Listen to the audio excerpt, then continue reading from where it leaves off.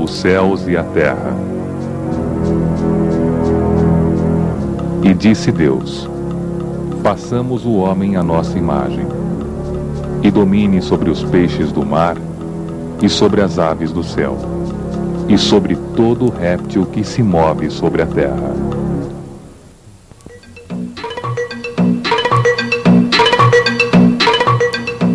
E aqui está o homem, não contente em dominar a terra, parte para o espaço, ampliando seus domínios e provando ser capaz de chegar aos lugares mais distantes e até então inatingíveis.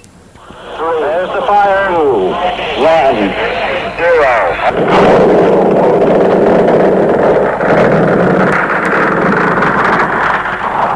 Talvez não seja apenas para provar sua capacidade, mas para descobrir de onde veio, como surgiu a terra que habita e se existem outros à sua semelhança. Modo 11, a caminho da Lua. Primeira viagem interplanetária. Vamos estudar agora a trajetória de toda a humanidade, do nascimento do planeta Terra até a chegada do homem à Lua, conhecendo as diversas civilizações, seus costumes, os pensamentos e suas guerras. Reviver e compreender melhor a história. Sentir e presenciar a pré-história. E entender a rica e fascinante história da humanidade.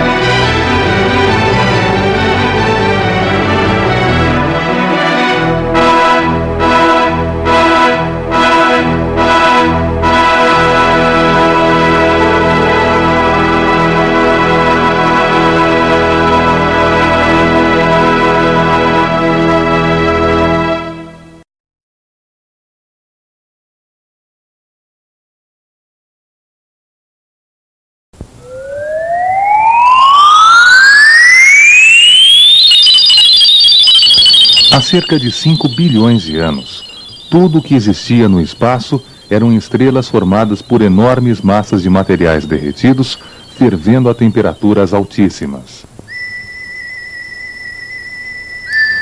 Uma dessas estrelas era o Sol, que devido ao seu intenso calor, passou por fortes explosões, lançando fragmentos que ficaram girando ao seu redor. Um desses pedaços incandescentes transformou-se no nosso planeta Terra, da mesma forma que outros pedaços formaram os demais planetas que compõem o Sistema Solar. No início, a Terra era uma bola de fogo que gradativamente foi se apagando. Com o passar dos séculos, a Terra foi se esfriando de fora para dentro e acabou por se transformar em uma bola de pedra como que embrulhada por muita fumaça. Esta fumaça, na verdade, era formada por vapores, como as nuvens. Esses vapores foram se juntando cada vez mais, se condensaram e acabaram se precipitando em forma de chuva, acumulando-se em depressões nos vales das rochas, formando os rios, mares e oceanos.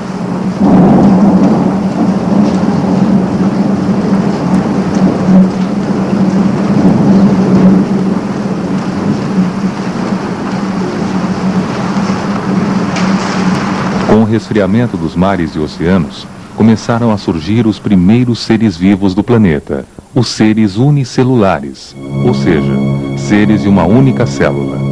De forma muito lenta, durante muitos e muitos séculos, esses seres foram se desenvolvendo, tornando-se mais complexos e complicados. Apareceram então as plantas e os seres unicelulares continuaram se desenvolvendo a ponto de conseguir sair da água para habitar a Terra. Mais tarde, vieram aquelas gigantescas criaturas que todos nós já conhecemos, os dinossauros.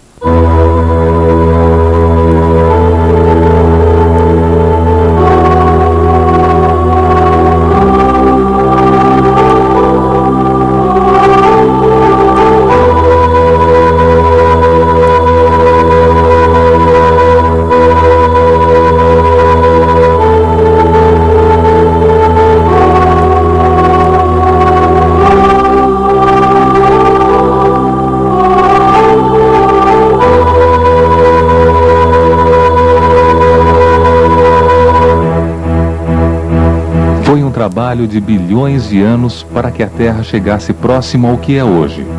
E o homem, ou melhor, o antepassado do homem, surgiu há apenas 600 mil anos atrás. Claro que tudo isso não está escrito, ou alguém que viu nos contou. Os cientistas estudaram durante séculos até chegarem a essas conclusões. Somente depois do aparecimento da escrita, as informações sobre os acontecimentos foram passadas para as futuras gerações, ficando mais fácil saber o que aconteceu, como aconteceu e por que os fatos aconteceram. Assim, os cientistas resolveram dividir a história em dois períodos para facilitar seu estudo: a pré-história, antes do aparecimento da escrita, e a história com o surgimento dela. Mas, assim como a escrita, outro fato iria marcar a história da humanidade: o nascimento de Jesus Cristo.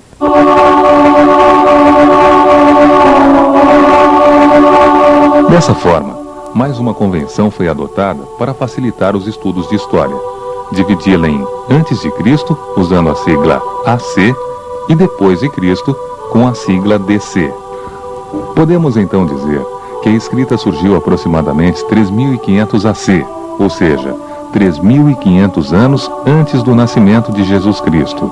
Observe no gráfico que antes de Cristo os anos são contados em ordem decrescente, e depois de Cristo em ordem crescente até chegarmos aos dias de hoje. Mas voltemos à pré-história. Segundo os cientistas, há cerca de 3 milhões de anos, nossos antepassados seriam semelhantes a macacos, com um corpo coberto de pelos, andando sobre as duas pernas com auxílio dos braços e alimentando-se de raízes. Com a evolução da espécie, o homem foi aos poucos mudando seu aspecto e seus hábitos. Perdeu os pelos do corpo, aprendeu a andar sem a ajuda dos braços, descobriu que podia usar pedras e pedaços de madeira como armas. A pré-história está dividida em períodos.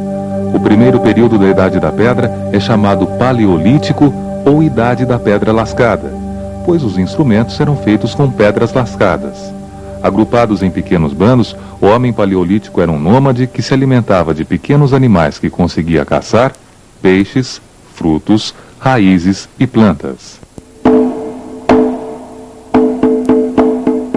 Conheciam o fogo, mas demorou um pouco até aprenderem a usá-lo. Viviam em cavernas, onde ainda hoje encontramos pinturas figurativas, as chamadas pinturas rupestres. No Vale do Rio Colca, em Arequipa, no Peru, podemos observar interessantes exemplos dessas pinturas. Isso há aproximadamente 1 milhão de anos antes de Cristo. O segundo período da Idade da Pedra é conhecido como Neolítico ou Idade da Pedra Polida. Nesse período, o homem aprendeu a polir e afiar as pedras, construindo os primeiros instrumentos para serem usados na agricultura. Passou a criar animais e a formar aldeias, tornando-se assim sedentário. No Museu de História Natural em Londres, podemos ainda hoje observar alguns dos instrumentos criados nesta época. Isso há cerca de 10 mil anos antes de Cristo.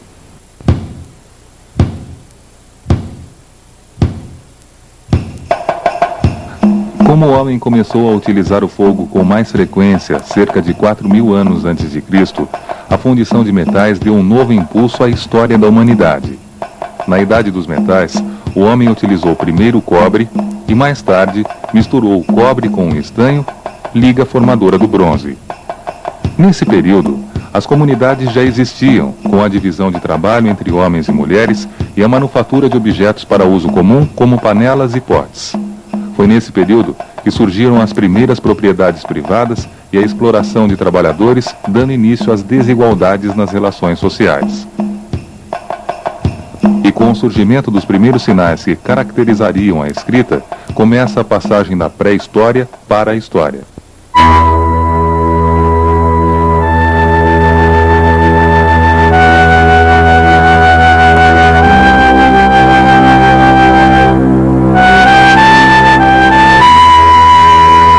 Logo, aglomerados de pessoas davam surgimento às primeiras civilizações organizadas, com chefes, autoridades e divisão de trabalho.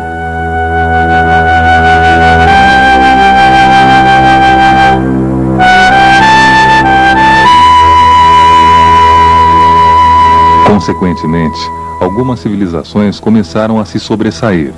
Essas civilizações iriam nos deixar muitos elementos usados até hoje às portas do século XXI. Podemos dizer que o berço das civilizações está localizado na região do Crescente Fértil, o Egito, a Mesopotâmia e o corredor sírio-palestino. Entre os rios Tigre e Eufrates, localizados no Oriente Médio, os povos sumérios, babilônios, assírios e caldeus encontraram-se, guerreando entre si e revezando-se no domínio da região, formando a civilização mesopotâmica.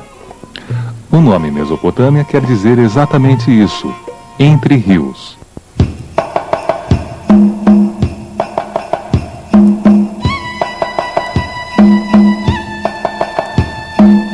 Os primeiros a ocuparem a Mesopotâmia foram os sumérios, a quem atribui-se a invenção da escrita, onde traços eram feitos em argila mole. Por esses traços terem a forma de cunha, receberam o nome de escrita cuneiforme.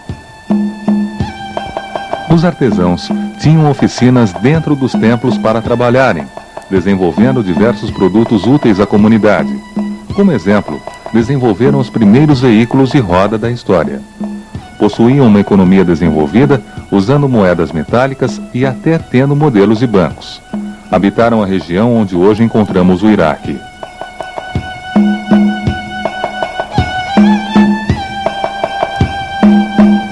Mais ao norte, os babilônios fixaram-se e fundaram a Babilônia.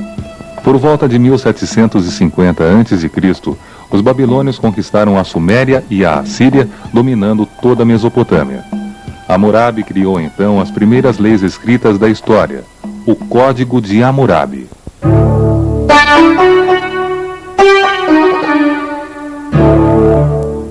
Graças às cheias dos rios Tigre e Eufrates, a Mesopotâmia era uma região muito fértil, dando em abundância tudo o que se plantava.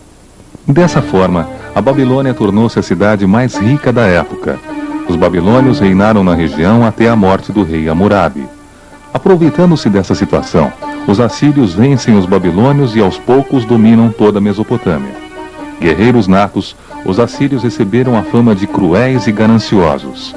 A capital da Síria, Nínive, era a cidade mais rica graças aos saques e à miséria deixada pelos assírios nos outros povos.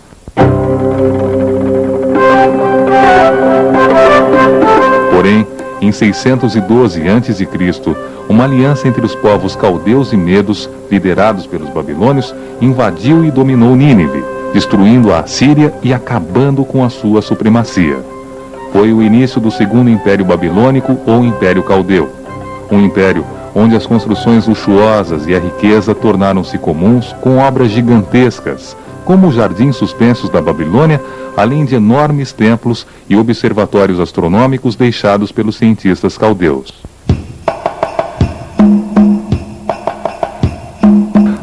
Nabucodonosor foi o mais importante rei dessa civilização, destruindo Jerusalém e dominando praticamente toda a Ásia. Somente em 539 a.C., os persas iriam apoderar-se da Babilônia, anexando a Mesopotâmia ao seu gigantesco império. Na Mesopotâmia, as desigualdades sociais eram acentuadas. Enquanto a maioria da população era formada por artesãos, camponeses e escravos, os sacerdotes e os militares, juntamente com aristocratas e comerciantes, formavam a minoria privilegiada. Religião e política misturavam-se, sendo o rei um representante dos deuses, acumulando as funções de sumo sacerdote, juiz e comandante militar. A religião era politeísta, sendo que cada cidade tinha seu próprio deus. Mas quando uma cidade assumia o poder político, seu deus tinha que ser cultuado em todas as outras cidades mesopotâmicas.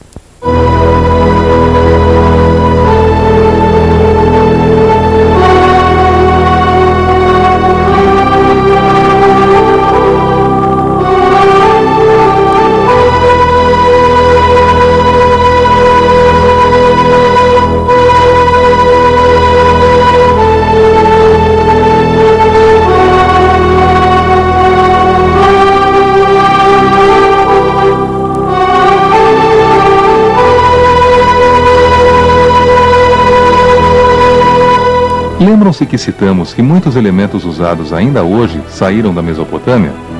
Só para se ter uma ideia, o dia de 24 horas, a semana de 7 dias e o ano de 12 meses foram elementos deixados pelas civilizações da Mesopotâmia. E além deles, também o círculo de 360 graus, o processo aritmético da multiplicação e o uso das fases da Lua na agricultura. Sem dúvida, civilizações muito antigas na idade, mas bastante avançadas em inteligência e raciocínio.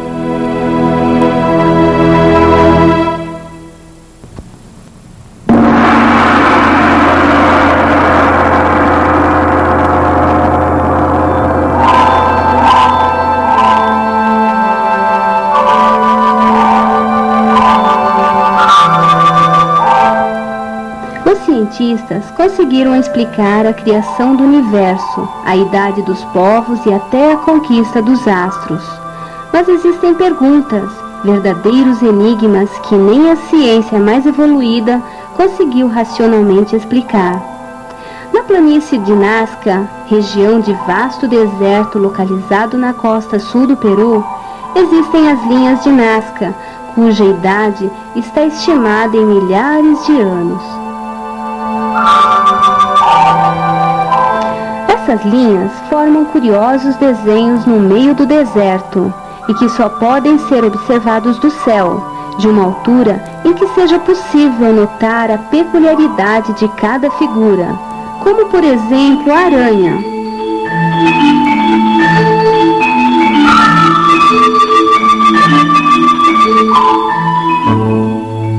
Ou um astronauta.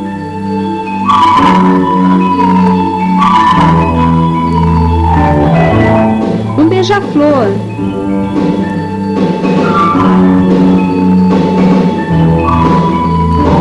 Um cachorro. E até mesmo um macaco.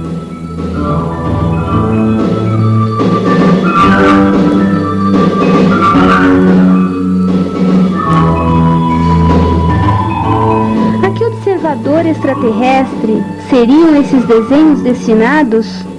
Como teriam sido realizados e assim permanecido por dezenas e dezenas de séculos? E quem teria feito desenhos tão gigantescos e perfeitos? Este é mais um dos extraordinários enigmas que envolvem a história da humanidade.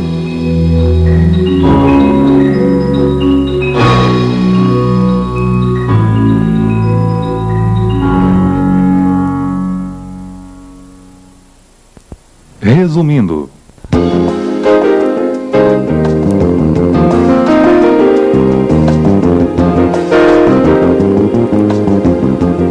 a história está dividida em pré-história e história, marcada pelo aparecimento da escrita. O nascimento de Jesus Cristo também marca o ano zero. Antes disso, contamos os anos em ordem decrescente com a sigla AC, ou seja, antes de Cristo.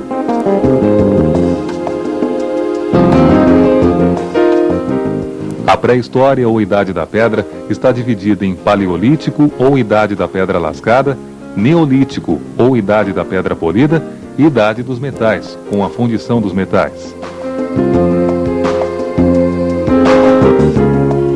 A civilização mesopotâmica estava localizada entre os rios Tigre e Eufrates.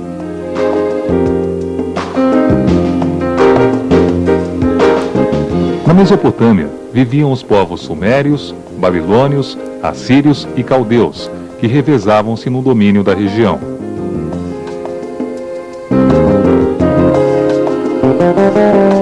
Em 1750 a.C., os babilônios dominaram toda a região e o rei Hammurabi criou as primeiras leis escritas, o Código de Hammurabi.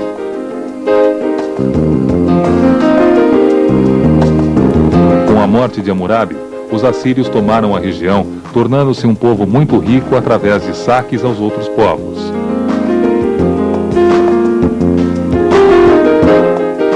Graças a uma aliança com os caldeus e medos, os babilônios destruíram a Assíria e iniciaram o Segundo Império Babilônico.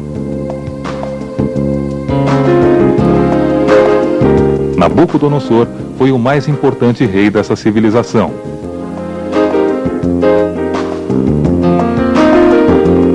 O dia de 24 horas, a semana de 7 dias, o ano de 12 meses, o círculo de 360 graus e a multiplicação foram algumas heranças deixadas pela civilização mesopotâmica.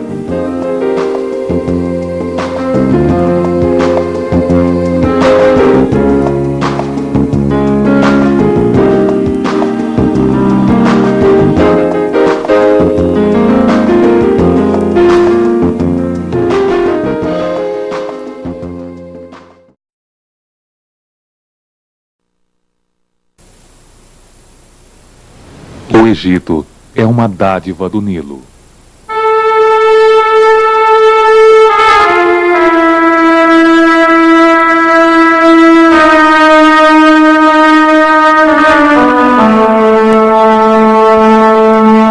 Você já deve ter ouvido falar de Cleópatra, das maravilhosas pirâmides do Antigo Egito e dos grandiosos e divinos faraós.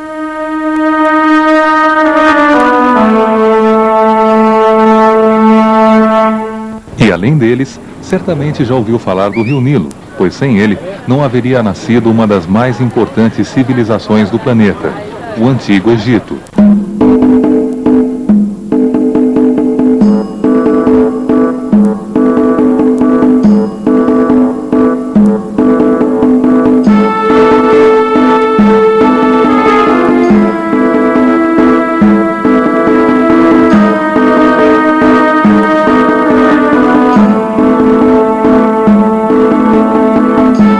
O Vale do Nilo compreendia o Alto Egito ao sul e o Baixo Egito em seu delta ao norte.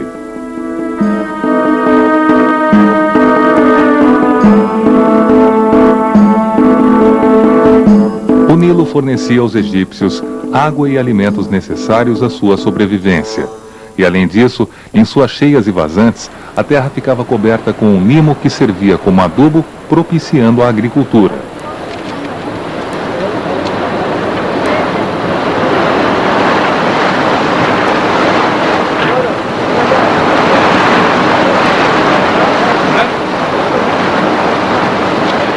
Os egípcios acreditavam que o faraó, que era a autoridade absoluta, tinha poderes divinos de dar colheitas abundantes graças ao respeito recebido pelo deus Nilo.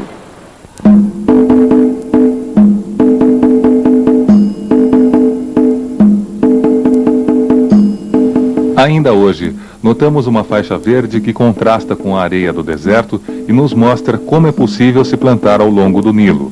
É uma verdadeira artéria verde de vida e reprodução no meio do maior deserto da Terra.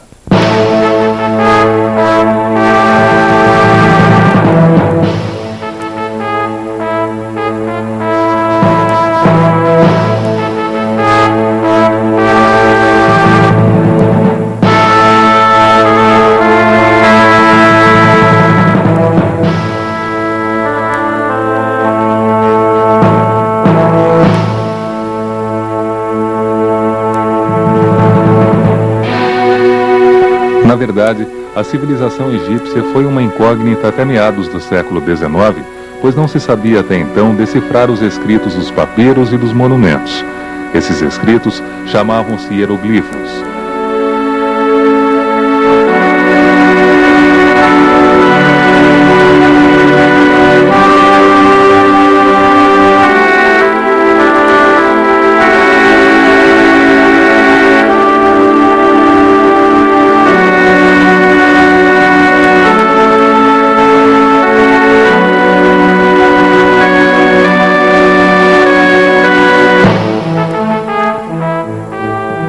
Por volta de 1800, durante uma campanha militar, Napoleão Bonaparte iria levar do Egito para a França um bloco de basalto que continha 3 escritas diferentes.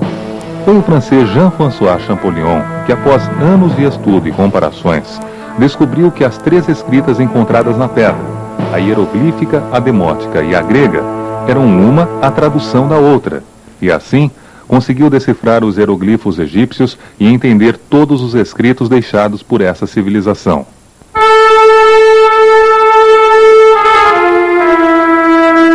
A famosa Pedra da Roseta encontra-se hoje no Museu Britânico, na cidade de Londres. Assim, através de desenhos e hieroglifos, os egípcios deixaram eternizados seus deuses, reis, rainhas e muitos de seus hábitos. Podemos notar nesses desenhos encontrados dentro do complexo funerário de Saqqara, no Cairo, como o sangue animal também era utilizado para a escrita, sendo todo o processo descrito nos desenhos.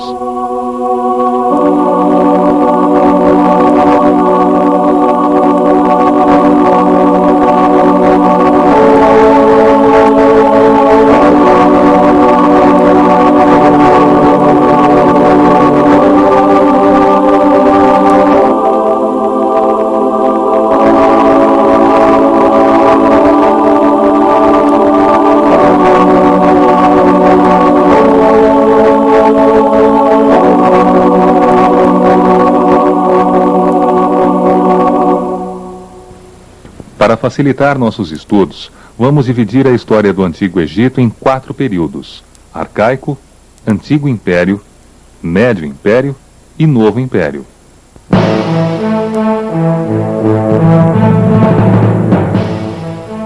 No período arcaico, os egípcios lutaram com os povos nômades do deserto por matérias-primas, como os metais.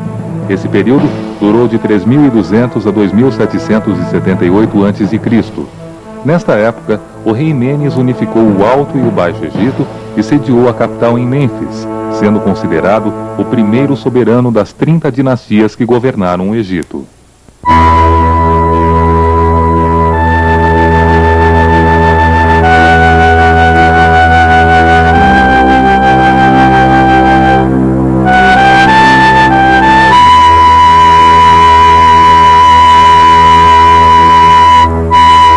No Antigo Império, de 2778 a 2040 a.C., obras de drenagem e irrigação impulsionaram a agricultura.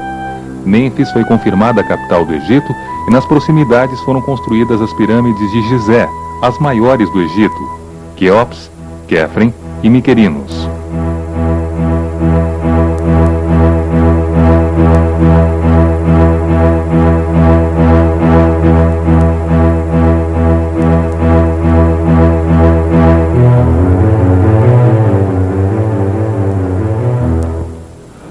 Os monarcas estabeleceram um governo altamente organizado e centralizado. Foi uma época de grande produtividade nos campos, com o incremento das relações comerciais.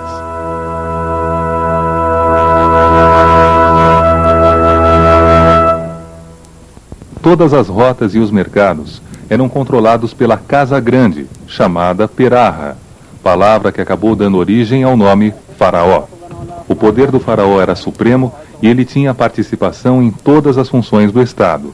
Gradualmente, o faraó foi delegando poderes a proprietários de terras, pois não podia decidir tudo sozinho, e isso passou a transferir cada vez mais poder aos nobres das províncias.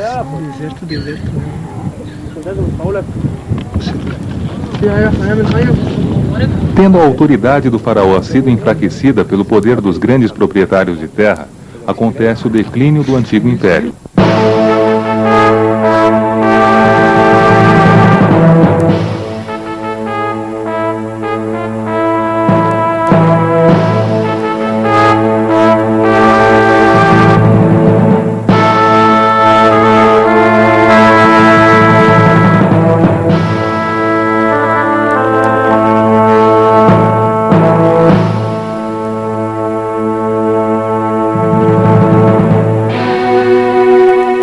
De 2040 a 1580 a.C., temos o Médio Império.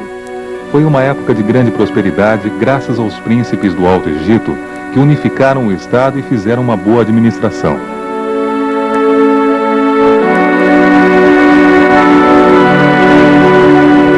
houve o renascimento da arquitetura e do culto às artes, além de um avanço na literatura, o que fez desta época um dos períodos mais prósperos do Antigo Egito.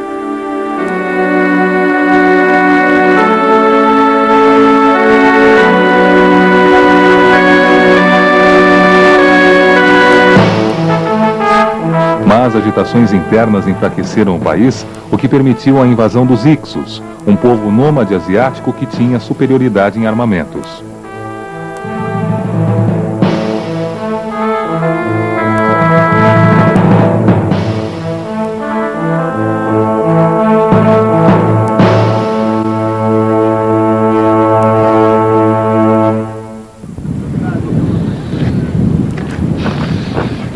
Somente em 1580 a.C., os Hicsos foram expulsos ou escravizados.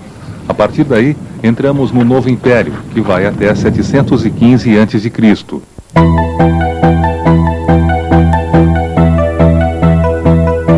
Levados pelo espírito militar gerado pela guerra contra os Hicsos, os egípcios atacam a Palestina, a Síria e passam a cobrar impostos sobre os povos fenícios, assírios e cananeus.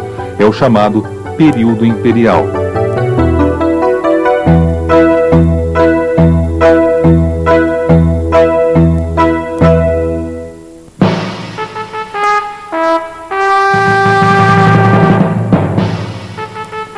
Os bens trazidos das regiões conquistadas eram depositados em Tebas, que floresceu de forma extraordinária, e lá foram construídos alguns dos maiores monumentos do Antigo Egito, como os templos de Luxor,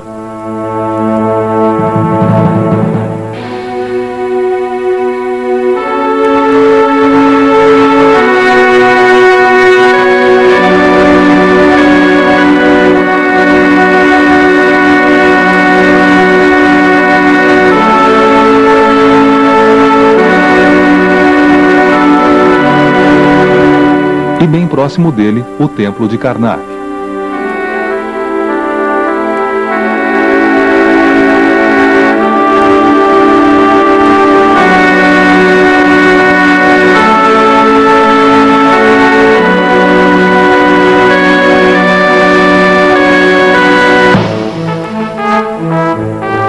Boa parte das riquezas trazidas eram oferecidas ao deus Amon, que acabou se transformando em Amon-Ra, o rei dos deuses, cultuado em todo o império.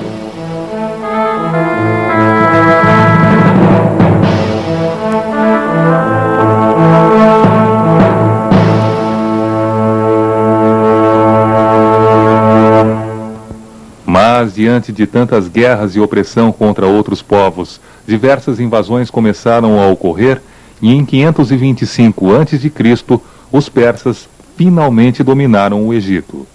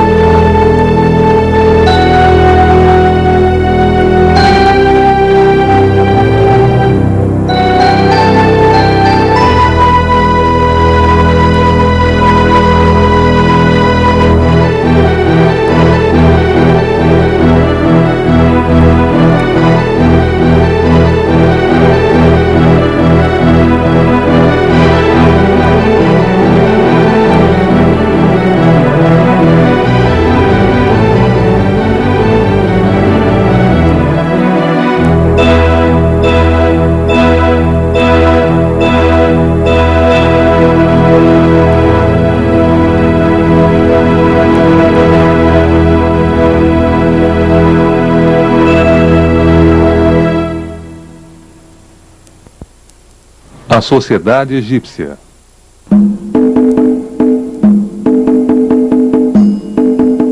Podemos ver no gráfico a sociedade egípcia. Considerado um verdadeiro deus, o faraó era o soberano todo-poderoso, concentrando poderes políticos e espirituais. Os outros dois grandes grupos sociais eram os privilegiados e os não privilegiados.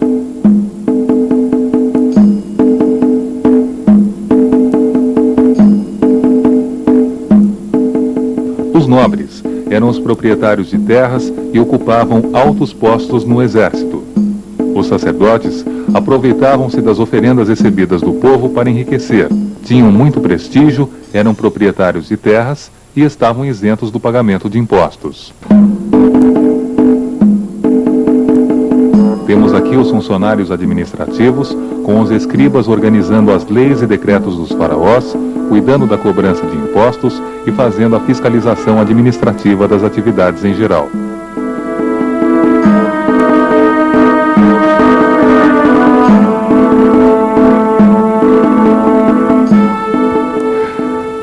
Vamos ver agora os não privilegiados.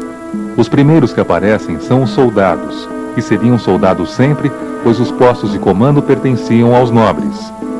Exercendo profissões úteis na construção de obras públicas, os artesãos recebiam em troca apenas alimento, trabalhando como pedreiros, carpinteiros, tecelões, desenhistas e outras atividades. Os camponeses ou felás também eram obrigados a trabalhar nas obras públicas e, em troca de alimentos para sua sobrevivência, trabalhavam nas propriedades de faraós e sacerdotes. Eram a grande maioria. E, finalmente, aqueles que faziam o trabalho mais pesado, os escravos capturados em guerra.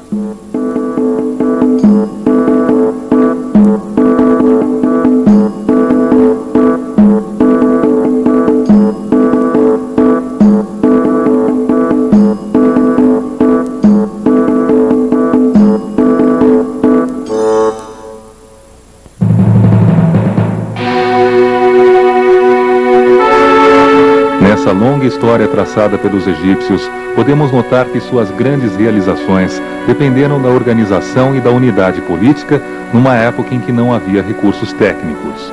O Estado organizava as obras necessárias, como os canais de irrigação e reservatórios, sendo os mesmos realizados pela comunidade.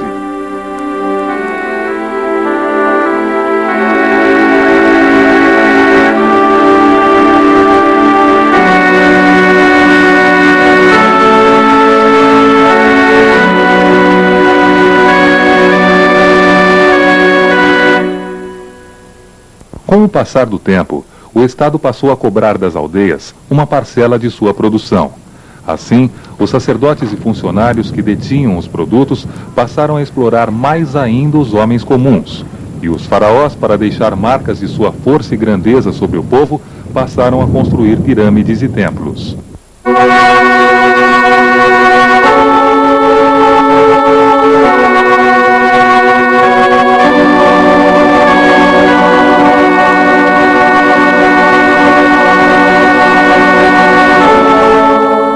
Como exemplo, podemos citar as pirâmides que eram construídas para abrigar os faraós após a sua morte.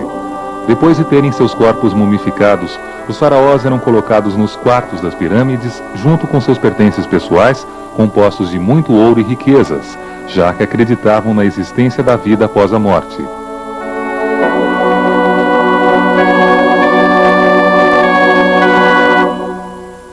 Mesmo em vida, notamos que os faraós construíam templos gigantescos, impondo assim sua superioridade.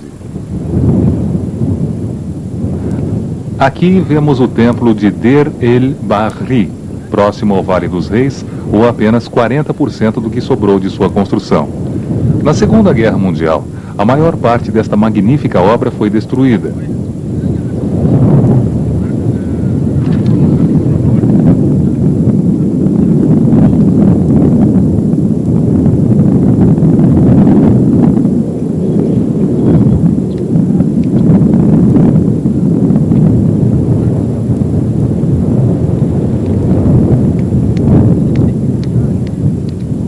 Outras obras literalmente faraônicas são os templos de Luxor, com seus obeliscos e colunas gigantescas,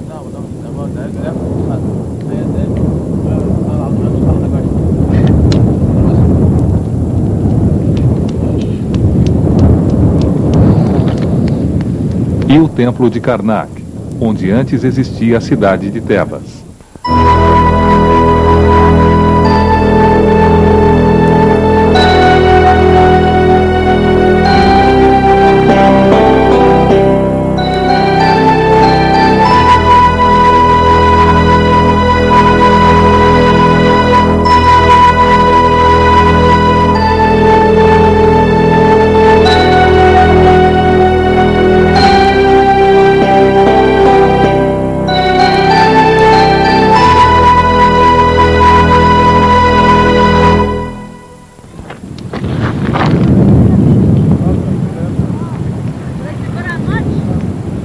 Para a construção das pirâmides e das obras de drenagem e irrigação, era utilizado o trabalho escravo executado por prisioneiros capturados nas guerras.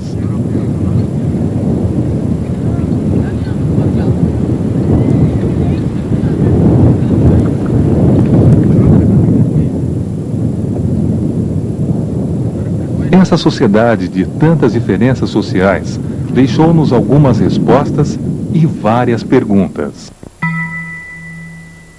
Criaram a soma, a subtração e a divisão na matemática, o relógio de sol e mapas celestes na astronomia. Fizeram as primeiras cirurgias, os primeiros tratamentos de fraturas e os cuidados com o coração na medicina.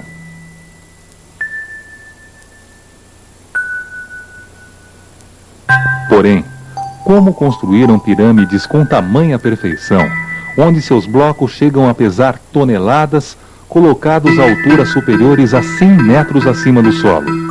E como conseguiram realizar um acabamento tão perfeito, sem a ajuda de guindastes e ferramentas especiais, fazendo-as durar por tantos milênios?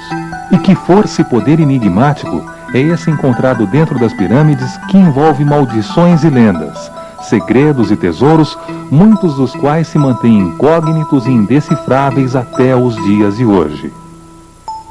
Esse, na verdade, é o maior enigma da civilização egípcia.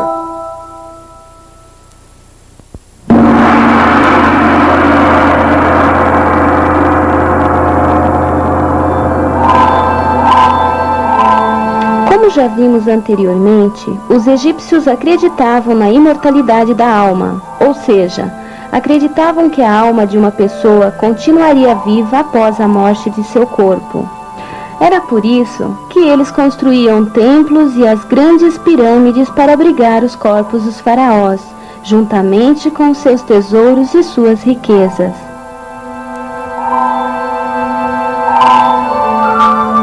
Mas além disso, os egípcios desenvolveram uma técnica de conservação do corpo denominada mumificação.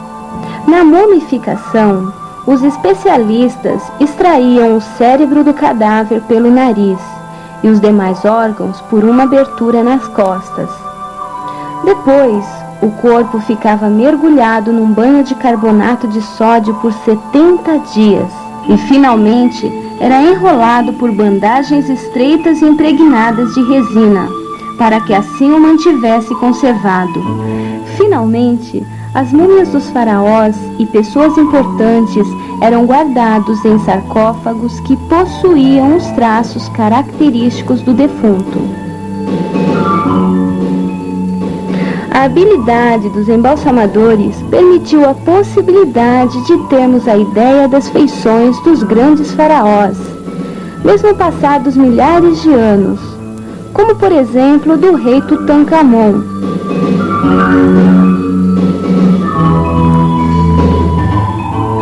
Uma brilhante técnica desenvolvida pelos antigos egípcios e aperfeiçoada hoje com a ajuda de aparelhos que medem a temperatura e a umidade do ar. Como os egípcios conseguiam, sem a ajuda de aparelhos, manter as pirâmides e esfinges em condições propícias para receber tais múmias? Este é um dos maiores enigmas da história da humanidade.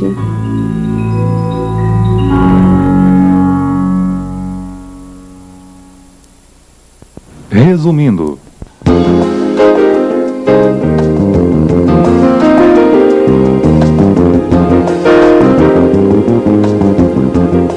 a civilização egípcia estava localizada às margens do rio Nilo.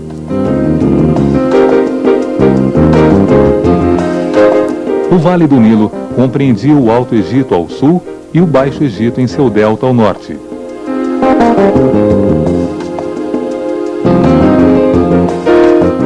Graças à Pedra da Roseta, foi possível decifrar os hieróglifos egípcios depois de anos de estudo.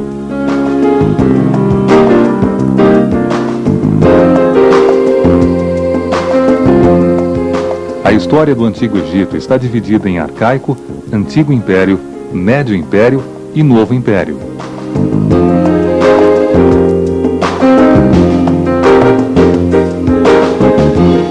A sociedade egípcia estava assim dividida.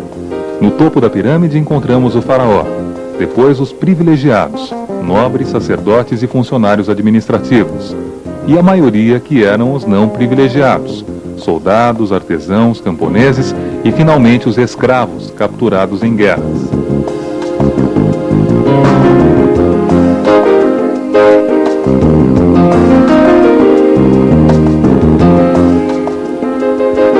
Por acreditarem na vida após a morte, os faraós mandavam construir as pirâmides para serem colocados no seu interior com seus pertences, depois de mortos e mumificados.